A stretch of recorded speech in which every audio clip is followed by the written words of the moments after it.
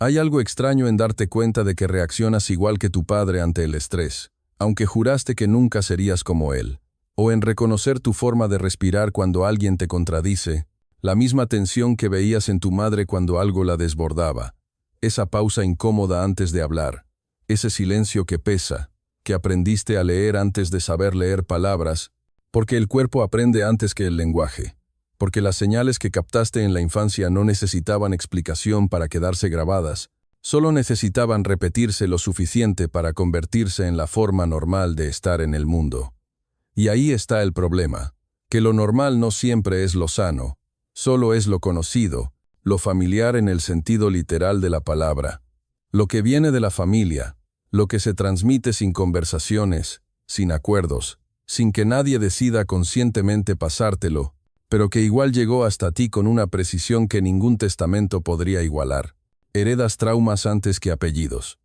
No porque alguien se siente a contarte los detalles de lo que vivió tu abuela durante la guerra, o de cómo tu abuelo aprendió que mostrar emociones era debilidad, sino porque esas experiencias cambiaron la forma en que ellos sostuvieron a sus hijos, la manera en que respondieron al llanto, a la rabia, al miedo, y esa forma de sostener, o de no sostener, se convirtió en el primer mapa que tuviste del mundo, en la primera respuesta a la pregunta implícita que todo niño hace sin palabras.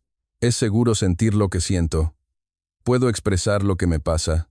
¿Hay espacio para mí cuando estoy roto? Y si la respuesta que el cuerpo recibió fue silencio, o incomodidad, o distancia, entonces, aprendiste que ciertas partes tuyas no eran bienvenidas, no porque alguien te lo dijera directamente, sino porque el cuerpo de quien te cuidaba se tensaba cuando llorabas demasiado, porque la mirada se desviaba cuando necesitabas demasiado, porque había un límite invisible que aprendiste a no cruzar, un límite que ahora cargas dentro sin saber exactamente de dónde vino. Esto no es una metáfora poética, es neurociencia básica, es lo que los investigadores llaman transmisión intergeneracional del trauma. Un proceso tan real como la herencia genética, pero mucho más silencioso, mucho más difícil de rastrear, porque no está en el ADN, pero sí en la forma en que el ADN se expresa, en lo que se conoce como epigenética, esos marcadores químicos que se activan o desactivan dependiendo del ambiente, del estrés, de las experiencias extremas, y que pueden transmitirse a la siguiente generación, no como un destino inevitable, pero sí como una predisposición, como una sensibilidad aumentada a ciertos estímulos, como un sistema nervioso que arranca el día un poco más alerta de lo necesario, porque en algún momento de la historia familiar, estar alerta marcó la diferencia entre sobrevivir o no. Rachel Yehuda, neurocientífica que estudió a hijos de sobrevivientes del Holocausto, encontró que estos hijos tenían niveles alterados de cortisol, la hormona del estrés, incluso sin haber vivido ellos mismos el trauma. Su cuerpo respondía al mundo como si el peligro fuera más inminente de lo que objetivamente era, como si llevaran una alarma calibrada en otra época, para otros peligros, pero que seguía sonando en su presente. Y esto no pasaba porque sus padres les contaran historias de horror cada noche. Pasaba porque el cuerpo de sus padres, la forma en que se tensaban ante ciertos sonidos, la hipervigilancia con que miraban el entorno, la dificultad para relajarse completamente, todo eso fue el ambiente en que esos niños crecieron, y el cuerpo lee el ambiente antes de que la razón lo interprete. El sistema nervioso responde a lo que percibe, no a lo que se dice. Tú no heredaste las historias completas, heredaste las consecuencias, la forma en que tu madre se pone rígida cuando alguien levanta la voz. Aunque nadie te haya levantado la voz a ti, aprendiste que las voces altas son peligrosas, no porque lo pensaras, sino porque tu cuerpo leyó el cuerpo de ella y copió la respuesta. Así funciona el aprendizaje temprano, por imitación directa del sistema nervioso, no por razonamiento. Los niños no entienden por qué sus padres reaccionan como reaccionan. Solo registran que reaccionan, y ese registro se convierte en su propia forma de reaccionar, porque el cerebro infantil está diseñado para sincronizarse con el cerebro de quien lo cuida. Es un mecanismo de supervivencia. Si mi cuidador tiene miedo, probablemente hay algo que temer. Aunque yo no lo vea, entonces aprendo a tener miedo también. Y ese miedo puede quedarse mucho después de que el peligro original desapareciera. Puede quedarse generaciones después. Lo que hace esto particularmente complejo es que muchas veces, Ni siquiera sabes qué estás cargando. Solo sabes que hay algo en ti que no termina de encajar. Una ansiedad de fondo que no tiene explicación clara. Una sensación de no estar del todo seguro, aunque objetivamente todo esté bien. Una dificultad para confiar que parece excesiva, considerando que nadie te traicionó de forma grave. Pero el cuerpo no mide proporciones. El cuerpo acumula señales. Y si creció en un ambiente donde la confianza era frágil, aunque fuera de formas sutiles, aprendió a estar preparado para que las cosas se rompan. Aprendió que la estabilidad es temporal, que la calma no dura. Y entonces vives esperando el quiebre, no porque seas pesimista, sino porque es lo que tu sistema nervioso conoce. Es el patrón familiar. Y acá viene algo importante que necesito aclarar. Este video no va a resolver esto. No voy a darte 5 pasos para deshacer años de condicionamiento inconsciente. Eso sería falso. Sería insultante incluso. Lo que sí puede pasar si te quedas, es que empieces a ver con más claridad algo que hasta ahora operaba en la sombra. Porque el primer paso para dejar de repetir un patrón es darte cuenta de que lo estás repitiendo. Y el primer paso para darte cuenta es entender que muchas de tus reacciones automáticas no son tuyas en origen. Son respuestas aprendidas, importadas, heredadas. Y saber eso no las borra, pero cambia la relación que tienes con ellas. Porque una cosa es pensar que eres ansioso por naturaleza, y otra cosa es entender que llevas un legado de ansiedad que tiene historia, que tiene razones, que tuvo función en algún momento, aunque ya no la tenga ahora. Bessel van der Kolk, uno de los referentes mundiales en trauma, escribió algo que me quedó grabado. El cuerpo lleva la cuenta. The body keeps the score. Y lo que significa es que, aunque tu historia familiar no esté escrita en ningún lado, aunque nadie hable de lo que pasó 2 generaciones atrás, tu cuerpo sabe. Tu forma de respirar cuando te sientes acorralado sabe. Tu tensión en los hombros cuando enfrentas conflictos sabe. Tu dificultad para relajarte completamente sabe. Porque todo eso no empezó contigo. Empezó antes. Se fue refinando. Se fue adaptando. Se fue transmitiendo a través de gestos, de miradas, de silencios, de la forma en que te calmaban o no te calmaban cuando eras pequeño, de la forma en que te enseñaron o no te enseñaron a estar con tus emociones. Hay familias donde la tristeza no tiene lugar, donde aprendiste que si lloras te quedas solo, entonces desarrollaste una capacidad enorme para tragarte lo que sientes, para funcionar por encima del dolor, para no ser una carga. Y eso probablemente te sirvió. Probablemente te permitió sobrevivir la infancia sin hacer olas.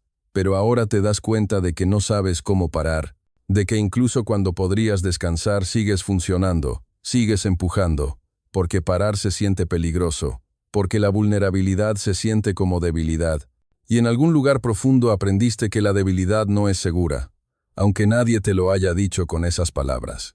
O hay familias donde la rabia era lo único prohibido, donde viste cómo la rabia destruía cosas, entonces aprendiste a cortarla antes de que aparezca, a sonreír cuando en realidad quisieras gritar, a ser razonable incluso cuando algo te lastima, y ahora tienes una relación rara con tu propio enojo. Te cuesta reconocerlo, te cuesta expresarlo sin sentir que te estás pasando de la raya, porque la raya que aprendiste está mucho más cerca de lo que debería, porque el umbral de lo permitido se calibró en otra persona, en otra historia, y tú lo heredaste sin cuestionarlo. O familias donde nadie hablaba de nada importante, donde los problemas se barrían abajo de la alfombra, donde preguntar de más era invasivo. Entonces, aprendiste que la intimidad es incómoda, que hay cosas de las que no se habla, que cada uno carga lo suyo en silencio, y ahora te cuesta pedir ayuda, te cuesta abrirte, te cuesta creer que alguien realmente quiera saber cómo estás cuando pregunta, porque en tu experiencia las preguntas eran formalidad, no invitación real. Todo eso son formas de trauma, no en el sentido de un evento único y catastrófico, sino en el sentido de un ambiente sostenido que moldeó tu sistema nervioso de formas específicas, y lo complicado es que muchas veces las personas que te criaron también lo heredaron, también están respondiendo a partir de sus propias heridas no resueltas. Entonces, no es que eligieron lastimarte, es que repitieron lo único que conocían. Hicieron lo mejor que pudieron con las herramientas que tenían, que probablemente no eran muchas, porque nadie les enseñó a hacer diferente, porque en su familia tampoco se hablaba de emociones, o tampoco se permitía la vulnerabilidad, o tampoco había espacio para descansar. Y así va pasando, generación tras generación, hasta que alguien se detiene y dice, esto termina acá, yo no voy a seguir pasando esto. Y ese alguien podría ser tú, pero para eso primero necesitas ver qué es exactamente lo que estás pasando. Hace unos años, leí sobre un experimento con ratones que me impactó, no porque sea directamente aplicable a humanos, pero porque ilustra algo poderoso sobre cómo funciona la memoria del cuerpo. Los investigadores expusieron ratones machos a un olor específico mientras recibían una descarga eléctrica leve. Entonces aprendieron a temer ese olor. Hasta ahí nada raro. Condicionamiento clásico, Pavlov. Lo que todos conocemos, pero lo interesante vino después. Los hijos de esos ratones, que nunca habían recibido ninguna descarga, que nunca habían sido expuestos a nada traumático, mostraban una reacción de miedo al mismo olor. Sin haberlo aprendido directamente, su sistema nervioso venía preparado para temer algo que sus padres temieron. Y eso pasaba a nivel epigenético. No era genética dura. Era una modificación en cómo se expresaban ciertos genes relacionados con el miedo y la detección de amenazas. En humanos no es tan mecánico, obviamente. No heredamos miedos específicos de esa forma tan directa. Pero sí heredamos predisposiciones, sensibilidades, umbrales de activación del sistema de alarma. Si tu madre vivió con ansiedad crónica durante el embarazo, tu sistema nervioso se desarrolló en un ambiente químicamente marcado por cortisol elevado. Y eso puede afectar cómo tu propio sistema de estrés se calibra, puede hacer que arranques la vida con un nivel base de alerta más alto de lo que sería si ella hubiera estado tranquila. Y eso no es culpa de nadie. Es biología, respondiendo a contexto, es el cuerpo intentando prepararte para el mundo que percibe que te espera, basándose en el mundo que ella está viviendo. Y después está el apego, que es probablemente el mecanismo más estudiado de transmisión intergeneracional. La forma en que te vinculaste con tus cuidadores principales se convierte en tu modelo interno de cómo funcionan las relaciones. Si tu cuidador estaba disponible emocionalmente, si respondía cuando necesitabas, si te hacía sentir seguro cuando tenías miedo, entonces desarrollaste lo que se llama apego seguro, una sensación de que está bien necesitar, de que puedes contar con otros, de que eres digno de cuidado. Pero si tu cuidador estaba ausente, física o emocionalmente, si te ignoraba cuando llorabas, si te castigaba por necesitar demasiado, entonces probablemente desarrollaste apego evitativo, aprendiste que es mejor no depender de nadie, que necesitar es debilidad, que tienes que arreglártela solo, y ahora eso se siente como tu personalidad, como tu forma de ser, pero es una adaptación, es una estrategia de supervivencia que aprendiste cuando eras vulnerable y no tenías otra opción. O si tu cuidador era inconsistente, disponible a veces y ausente otras sin patrón claro, entonces probablemente desarrollaste apego ansioso. Aprendiste que el afecto es impredecible, que tienes que esforzarte mucho para conseguirlo, que en cualquier momento puede desaparecer, y ahora vives en alerta permanente en tus relaciones, buscando señales de que algo anda mal, hipervigilante a cualquier cambio de tono, de energía, de disponibilidad. Porque tu experiencia temprana te enseñó que la conexión es frágil, que hay que cuidarla obsesivamente o se rompe.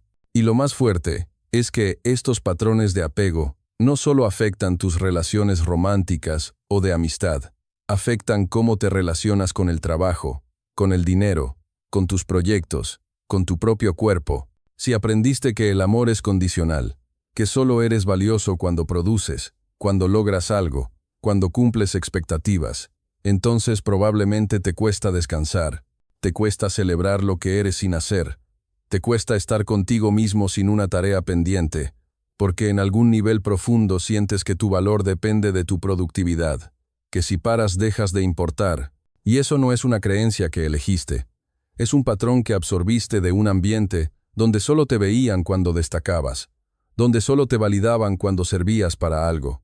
Pero acá hay algo esperanzador, aunque suene contradictorio después de todo lo que vengo diciendo. Y es que el cerebro es plástico, neuroplástico específicamente, sigue siendo moldeable, sigue siendo capaz de crear nuevas conexiones, de aprender nuevas respuestas, de actualizar viejos patrones. No es fácil, no es rápido, no pasa por leer un libro o ver un video, Pasa por experiencias relacionales diferentes, por encontrar vínculos donde puedas desafiar tus modelos internos de forma segura, donde alguien se quede cuando esperas que se vaya, donde alguien te vea cuando te sientes invisible, donde puedas expresar lo que sientes sin que se rompa todo. Y de a poco, muy de a poco, tu sistema nervioso empieza a actualizar la información, empieza a registrar que tal vez el mundo no es tan peligroso como aprendiste que era. Tal vez las personas no son tan frágiles, tal vez tú no eres tan inaceptable. Yo lo viví. No voy a hacer de esto una historia personal extensa porque no es de eso que se trata el video, pero sí necesito decirte que durante mucho tiempo cargué una ansiedad anticipatoria brutal ante cualquier situación social nueva. Llegaba con el cuerpo en tensión, con la respiración corta, preparado para que algo saliera mal, para ser juzgado, para no encajar.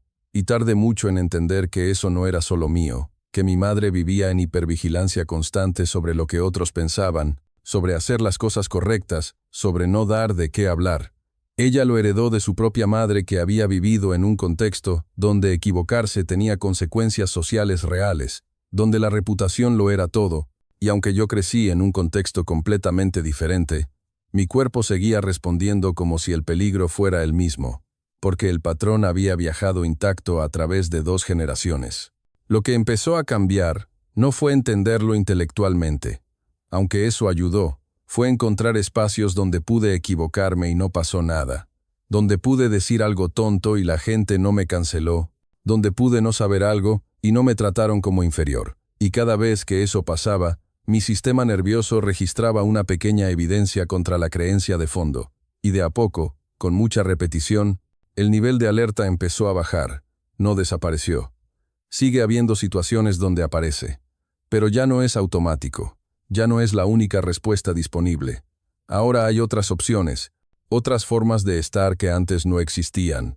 Y eso es lo que quiero que entiendas. Heredar traumas no significa estar condenado a repetirlos. Significa que empiezas la carrera con un peso que no elegiste, que otros pusieron ahí sin mala intención, solo por estar funcionando desde sus propias heridas. Pero una vez que ves el peso, una vez que entiendes de dónde viene, puedes empezar a decidir si lo seguís cargando o si es momento de soltarlo. Y soltar no significa olvidar, no significa desconectarte de tu historia familiar. Significa dejar de vivir como si los peligros de ellos fueran tus peligros, como si las limitaciones de ellos fueran tus limitaciones, como si su forma de sobrevivir fuera la única forma posible de estar en el mundo. Hay algo profundamente liberador en entender que gran parte de lo que consideras tus defectos, tus fallas, tus formas difíciles de ser, no son realmente tuyos. Son ecos, son respuestas prestadas, son soluciones que funcionaron en otro tiempo para otras personas pero que ahora te están limitando, porque el contexto cambió, porque vos no estás en guerra, aunque tu sistema nervioso siga actuando como si lo estuviera, porque no tenés que ganarte el derecho a existir aunque aprendiste que sí, porque está bien necesitar aunque te enseñaron que no. Y cada vez que te das cuenta de eso, cada vez que podés pausar antes de reaccionar automáticamente y elegir una respuesta diferente, estás rompiendo la cadena. Estás terminando con algo que venía de lejos. Estás siendo la generación que dice, hasta acá. No va a ser perfecto, no vas a hacerlo siempre bien. Vas a recaer en los patrones viejos más veces de las que quisieras, porque están profundamente arraigados, porque fueron tu forma de sobrevivir durante mucho tiempo, porque el cerebro prefiere lo conocido aunque sea disfuncional, antes que lo desconocido aunque sea mejor. Pero cada vez que te das cuenta de que recaíste, cada vez que podés nombrar lo que pasó, cada vez que podés decir, acá estoy repitiendo el miedo de mi padre, acá estoy repitiendo la rigidez de mi madre, acá estoy repitiendo el silencio de mi familia, ya estás haciendo algo diferente, porque estás viendo, y ver es el principio de cambiar. El cuerpo lleva la cuenta, sí, pero también puede aprender a llevar una cuenta diferente. Puede registrar seguridad donde antes había peligro. Puede registrar conexión donde antes había abandono. Puede registrar calma donde antes había alerta constante. Pero eso requiere tiempo, requiere paciencia, requiere relaciones que te muestren algo distinto. Requiere momentos donde te permitas sentir sin cortarlo, donde te permitas necesitar sin castigarte, donde te permitas descansar sin sentir que estás fallando. Y todo eso es difícil cuando creciste en un ambiente donde nada de eso era posible.